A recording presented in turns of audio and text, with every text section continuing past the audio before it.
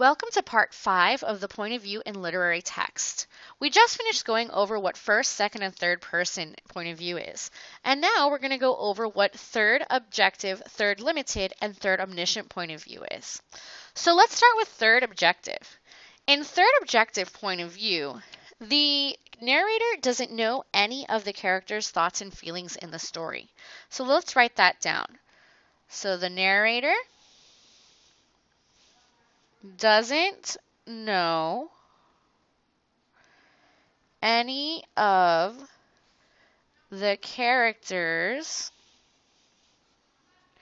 thoughts or feelings. So they're basically just going to tell you what they see standing from a distance. In third person limited, the narrator is limited to knowing only one character's thoughts and feelings. So let's write that down. So the narrator is limited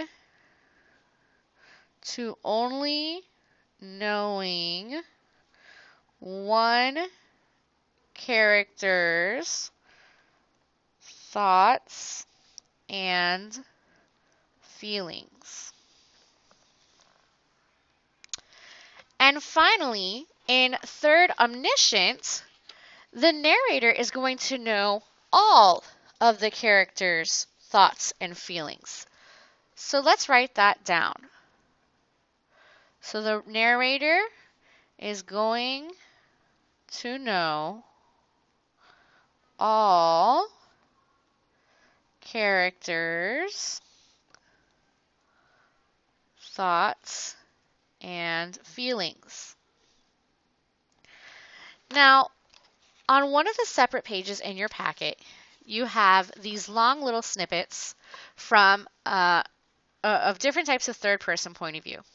So I want you to go ahead and I want you to highlight mainly one thing. I want you to look through to see any character's thoughts or feelings and highlight them.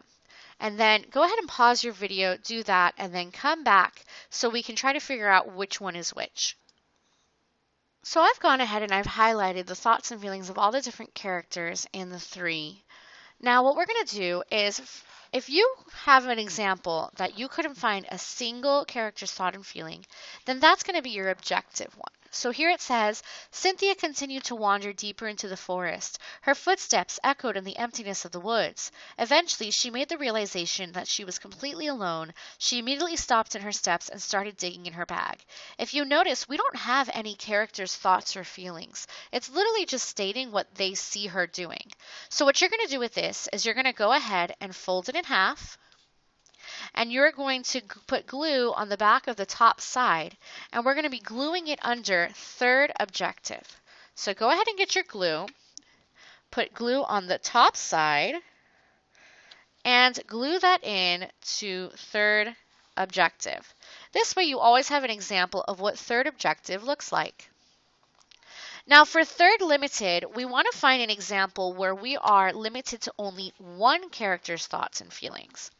Now in this case, this is our example of that. Cynthia continued to wander deeper into the forest. She grew more and more terrified with each step. "Oh no, I think I lost my camping group," she gasped to herself as she made the realization that she was completely alone.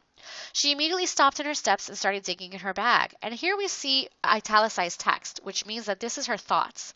"Oh, come on, I know it's in here somewhere. My mom refused to let me leave unless I had it." So here we're seeing only the thoughts and feelings of one character.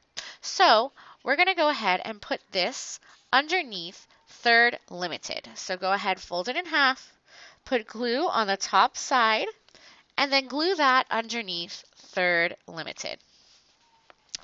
Finally, we have third omniscient, which again, third omniscient means the narrator knows all the character's thoughts and feelings.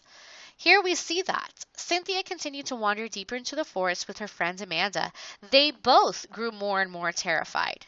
And then at the very end, it even says everyone was so happy. So since we know the thoughts and feelings of all the characters, this would be an example of third omniscient. So go ahead, fold that in half, put glue on the top back side, and glue that in under third omniscient. So these were the 3 different types of third person. Go ahead and join us for part 6, in order to be able to identify these different types of point of view in an example of literary text.